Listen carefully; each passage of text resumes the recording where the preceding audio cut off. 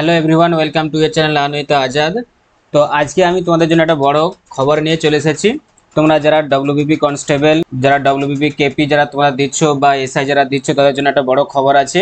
সেই খবরটা হচ্ছে কি, 10 তারিখে পিআরবি অফিসে পিআরবি যে চেয়ারম্যান আছে সেই চেয়ারম্যানের কাছে যাওয়া হয়েছিল ডেপুটেশন নিয়ে, ডব্লিউবিপি কনস্টেবলের ডেপুটেশন নিয়ে। শুধু ডব্লিউবিপি কনস্টেবল নয়, সেখানে আরও অনেক কিছু সেখানে আমাদের আবেদন জানানো হয়েছিল।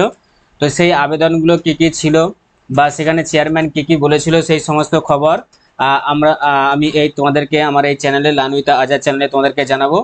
তো যারা চ্যানেলে নতুন আছো সবাইকে বলবো যে তোমরা আমার চ্যানেলটাকে সাবস্ক্রাইব করে রাখো, এরকম নতুন নতুন ইনফরমেশনমূলক দেখো ভিডিও পাওয়ার জন্য। এবং তোমাদের যে সমস্ত পরীক্ষা পারপাসে বা এক্সাম পারপাসে যে সমস্ত নোটিশগুলো আসে বা নিউজগুলো আসে, সেগুলো তোমাদের কাছে শেয়ার করার জন্য তোমরা অবশ্যই আমার যে চ্যানেল আছে লানুইতা আজাদ, সেটাকে সাবস্ক্রাইব করে রাখো আর বেল আইকনটাকে প্রেস করে রাখো, সব থেকে আমার চ্যানেলের ভিডিওর নোটিফিকেশন তোমার কাছে পৌঁছানোর জন্য।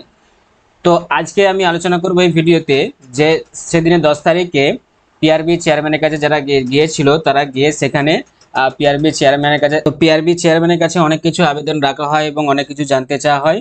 তো সেইখানে পিআরবি চেয়ারম্যান কি কি বলেছিল না, তোমাদের ডব্লিউবিপি কনস্টেবল বা তোমাদের যে ওবিসি নিয়ে যে সমস্যাটা চলছে সুপ্রিম কোর্টে যে যাওয়ার জন্য, বা ওবিসি সম্পর্কে যে পরীক্ষা সত্যিকারে বন্ধ হয়ে যাবে কিনা, তাহলে এই সমস্যাগুলো নিয়েই কিন্তু পিআরবি চেয়ারম্যানের কাছে কোশ্চেন করা হয়েছিল। তো উনি উত্তর দিয়েছিলেন যে কি না, ওনাকে জিজ্ঞাসা করা হয়েছিল যে আমাদের ডব্লিউবিপি কনস্টেবল যে তো তার যে এক্সাম ডেট কবে হবে বা রিক্রুটমেন্ট আদৌ হবে কিনা, সেটা নিয়ে প্রশ্ন করা হয়েছিল। তো উনি চেয়ারম্যান জানিয়েছেন যে না, রিক্রুটমেন্ট কোনো মতেই কোনো এক্সামই বন্ধ থাকবে না। যারা বড় বড় যারা ইউটিউবার দেখবে সব বলেছে যারা, ঠিক আছে, অনেকে জানিয়েছে যে পশ্চিমবঙ্গে আর কোনো পরীক্ষাই হবে না, কিন্তু উনি এটা একদম পরিষ্কার করে জানিয়ে দিয়েছেন চেয়ারম্যান যে না, রিক্রুটমেন্ট হবেই। এবং সব থেকে বড় খবর যেটা হচ্ছে যে তোমাদের কেপি যেটা আছে কলকাতা পুলিশ, তো মানে একদম এক্সাম তো হবেই, এটা 100% কনফার্ম, এটা এক্সাম হবেই। তোমাদেরকে সেটা নিয়ে কোনো টেনশন করতে হবে না। কলকাতা পুলিশের তোমাদের এক্সামটা সেপ্টেম্বরের মধ্যেই হবে, সেপ্টেম্বর মাসের মধ্যেই হবে। আর ডব্লিউবিপি যে কনস্টেবল যেটা আছে ওটার এক্সামটা তোমাদের ডেটটা এখন চেয়ারম্যান জানিয়েছে যে পুজোর পরে বলতে যে তোমাদের দুর্গাপুজো আছে বা কালী পুজো আছে, সেই দুর্গাপুজো বা কালী পুজোর পরে ছুটির পরে যে টাইমটা আছে সেই টাইমেও হওয়ার একটা সম্ভাবনা জানিয়েছেন আমাদের পিআরবি চেয়ারম্যান। তো পরীক্ষা বা রিক্রুটমেন্ট হবে, পরীক্ষা তো অবশ্যই হবে, এটা উনি জানিয়েছেন। কিন্তু তোমাদের রেজাল্ট যেটা আছে, রেজাল্টটা কিন্তু এখন খবর উনি বলতে পারেননি যে রেজাল্টটা আদৌ বার হবে কি হবে না। রেজাল্টের ব্যাপারে এখন তোমাদের কোনো নিশ্চিত নেই, কিন্তু পরীক্ষা হবে এটা কিন্তু নিশ্চিত। এবার যেটা হচ্ছে মেন জিনিস হচ্ছে যেটা যে ডব্লিউপি তাহলে যে যে কনস্টেবল যেটা আমাদের পড়ে আছে যেটা, ঠিক আছে, সেটা নিয়ে যে সেটা উনি জানিয়েছেন যে 10 লক্ষর মতো দেখো তোমাদের যে ফর্ম ফিল আপ হয়েছে। তো কেপিটা তো দেখো অনেক আগেই এক্সাম হয়ে যাচ্ছে তোমাদের সেপ্টেম্বরে, কিন্তু ডব্লিউবিপিটা কেন এত দেরি হচ্ছে না, ডব্লিউবিপির জন্য 10 লক্ষ দেখো তোমাদের সব অ্যাপ্লাই হয়েছে। তো তার যে স্ক্রুটিনি বা তাদের প্রত্যেকটা আলাদা আলাদা যে সমস্ত কাজকর্মগুলো আছে সেগুলোর ক্ষেত্রে অনেক প্রচুর সময় লাগবে, দেরি হবে। তো এটাই উনি জানিয়েছেন চেয়ারম্যান। তো সেটার জন্য তোমাদের টাইম লাগবে। আর যেটা তোমাদের সুপ্রিম কোর্টে দেখো যেটা তোমাদের ওবিসির যে ব্যাপারটা যেটা আছে, ওবিসির সমস্যাটা, তো ওবিসির সমস্যাটা নিয়েও উনি বলেছেন চেয়ারম্যান যে ওবিসির সমস্যা যেটা আছে ওটা ক্লিয়ার হয়ে যাবে, ওটা কোনো ব্যাপার নয়। তো ওটা টাইম লাগবে 2-3 মাস কি 4 মাসের মধ্যে তোমাদের ওবিসি যে সমস্যাটা আছে সেটা ক্লিয়ার হয়ে যাবে, সেটা নিয়ে কোনো সমস্যা নেই, প্রবলেম নেই।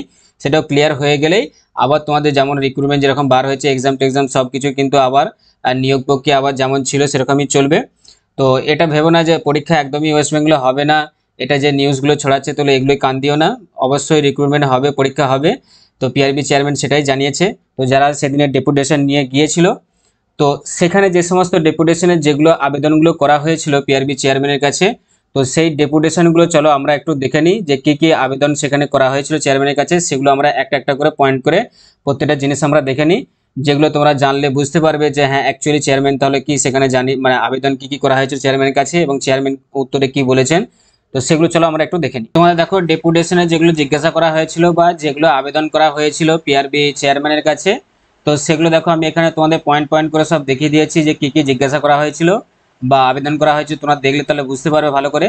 তো দেখো প্রথমে যেটা জানানো হয়েছিল বা আবেদন করা হয়েছে, যেটা দেখো যে জিজ্ঞাসা করা হয়েছিল যে WBP constable, KP constable, WBP SI 2024 যেটা দেখো কবে নাগাদ সংগঠিত হতে পারে, যেটা তোমাকে আমরা দেখো আমি যেটা তোমাদের প্রথমেই বললাম যে জিজ্ঞাসা করা হয়েছিল যে কবে নাগাদ এক্সাম হবে। তো এটা জিজ্ঞাসা করা হয়েছিল, তো চেয়ারম্যান জানিয়েছিল যে সেপ্টেম্বরের মধ্যেই কেপিটা তো অবশ্যই হবে, কিন্তু ডব্লিউবিপিটা কি যেহেতু 10 লক্ষ দেখো তোমাদের অ্যাপ্লাই হয়েছে, স্টুডেন্ট অ্যাপ্লাই করেছে, তাহলে ওটার জন্য দেরি হতে পারে অনেক। তো তার জন্য সময় দেওয়া হয়েছে কি পুজোর পরে। আচ্ছা, সেকেন্ড দেখো যেটা আছে তোমাদের যে কেপি এসআই রেজাল্ট প্রকাশ এবং পিএমটি বা পিটি কবে হতে পারে, এটা নিয়ে জিজ্ঞেস করা হয়েছিল। এবার দেখো 3 নম্বর যেটা জিজ্ঞাসা করা হয়েছিল কি যে আমরা যে ওবিসি সমস্যাটি শুনছি তার জন্য আমাদের কি ডব্লিউবিপি পরীক্ষা থামিয়ে রাখার সিদ্ধান্ত নিয়েছেন রাজ্য সরকার, এটা দেখো জিজ্ঞাসা করা হয়েছিল পিআরবি যে চেয়ারম্যান ছিল। তো উনি বলেছেন যে একটা সমস্যা ওবিসি নিয়ে যে সমস্যাটা আছে সেটা কোনো সমস্যা সেরকম কিছু নয়, 2-3 মাস লাগবে বা 3-4 মাস লাগবে সুপ্রিম কোর্ট থেকে চলে আসলেই কিন্তু আমরা বাকি প্রসেসগুলো সব শুরু করে দেবো। তো তো তোমাদের যেমন আবেদন চলছিল বা রিক্রুটমেন্ট যেমন চলছিল, এক্সাম টেক্সাম যা আছে সেরকমই আবার সেরকমই চলবে। তো সেটা নিয়ে সেরকম কিছু প্রবলেম নেই, ওবিসি সমস্যাটা কিন্তু সমাধান হয়ে যাবে। 4 নম্বরে দেখো যেটা জিজ্ঞাসা করা ছিল যে আবগারি কনস্টেবল, এসআই, এএসআই এবং সিভিল ডিফেন্স অগ্রগামী নতুন বিজ্ঞপ্তি কবে প্রকাশিত হতে পারে। সমস্ত আবগারি বিভাগে বয়সের ঊর্ধ্বসীমা এটা বলা হয়েছে যে 30 বছর হতে হবে, এটাও জানিয়ে রাখা হয়েছে যে আবগারি যে বিভাগ যেটা আছে তোমাদের, সেখানে তোমাদের বয়সের ঊর্ধ্বসীমা 30 বছরের একটা আবেদন জানানো হয়েছে যে 30 বছর করতে হবে ঊর্ধ্বসীমাটা।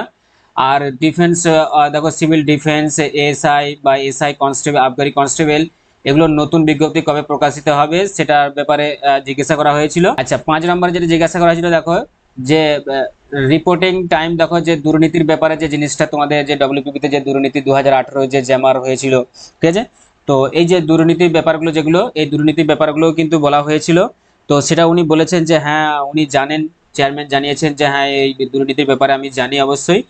তো উনি জানিয়েছেন কি যে দেখো ওনাকে জানানো হয়েছে বা আবেদন জানানো, ওনার কাছে আবেদন করা হয়েছে যে প্রত্যেকটা সেন্টারে, ঠিক আছে, রিপোর্টিং টাইম দেখো যেটা আছে, রিপোর্টিং টাইম শেষ হওয়ার পর কিন্তু কোনো পরীক্ষার্থীকে যেন ঢুকতে না দেওয়া হয় সেন্টারে, ঠিক আছে, এটা আবেদন করা হয়েছে ওনার কাছে যে রিপোর্টিং টাইম যেটা থাকবে সেটা যদি শেষ হয়ে যায় তারপরে কিন্তু কোনো পরীক্ষার্থীকে যাতে ঢুকতে না দেওয়া হয় সেন্টারে, এটা একটা আবেদন জানানো হয়েছে।